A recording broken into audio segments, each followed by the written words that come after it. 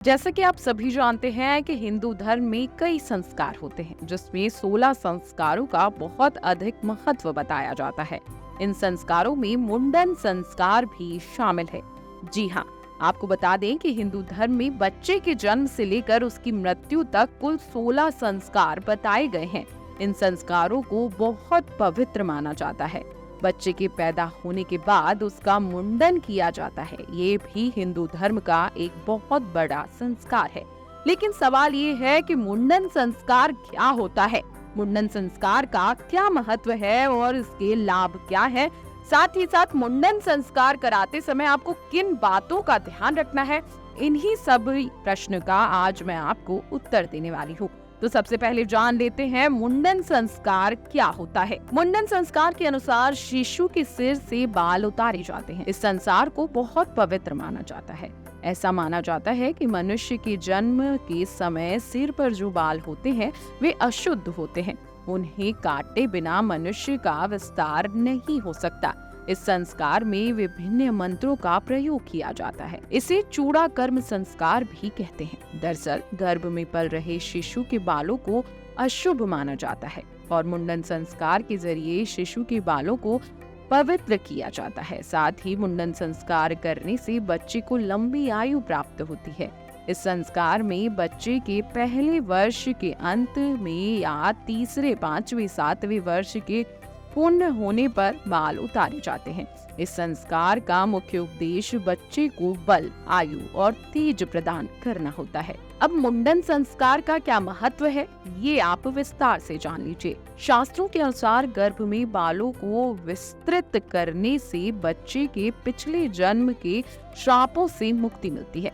साथ ही आपको बता दें कि जब बच्चा गर्भ में होता है तो उसके सिर पर कुछ बाल होते हैं जिसमें कई कीटाणु और बैक्टीरिया होते हैं और सिर मुंडवाने से कीटाणु और बैक्टीरिया सिर से बाहर निकल जाते हैं। इसलिए मुंडन संस्कार करवाना बेहद जरूरी है। अब मुंडन संस्कार के क्या लाभ होते हैं, ये भी आप ध्यान से सुन लीजिए। ऐसा माना जाता है कि बाल कटवाने से सिर की अनावश्यक गर्मी दूर हो जाती है। वैज्ञानिक मान्यता है कि नवजात शिशु के सिर में बालों में कई तरह के कीटाणु होते हैं। सिर मुंडवाने से ये कीटाणु खत्म हो जाते हैं। हिंदू धर्म के अनुसार सिर मुंडवाने से व्यक्ति का बौद्धिक विकास बरकरार रहता है। इसलिए बच्चे का सिर जरूर मुंडवा लेना चाहिए। अब मुंडन संस्कार की क्या विधि है, ये आपको जानना बेहद जरूरी है। जी हाँ, सबसे पहले आपको बता दें कि मुंडन संस्कार शुभ मुहूर्त देखकर किया जाता है। आमतौर पर यह किसी धार्मिक तीर्थ स्थल पर किया जाता है। धार्मिक तीर्थ स्थल पर सिर मुंडवाने की परंपरा है ताकि बच्चे को धार्मिक स्थल के वातावरण का लाभ मिल सके। लोग बच्चे के जन्म और समय के आधार पर पंडित से उसका शुभ समय लेते हैं। मुंडन संस्कार से पहले पंडित हवन पूजा करते हैं।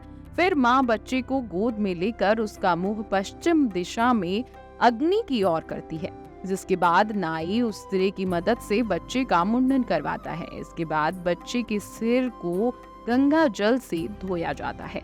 मुंडन संस्कार पूरा होने पर बच्चे के सिर पर हल्दी और चंदन का लेप लगाया जाता है। अगर बच्चे के सिर पर कोई कट लग जाए तो हल्दी और चंदन के लेप से जल्दी ठीक हो जाता है। एक महत्वपूर्ण बात है कि हिंदू धर्म की कुछ परंपराओं में मुंडन संस्कार के दौरान एक चोटी छोड़ी जाती है। इसके पीछे मान्यता है कि चोटी मस्तिष्क की रक्षा करती है। Video desk जीवांजलि.com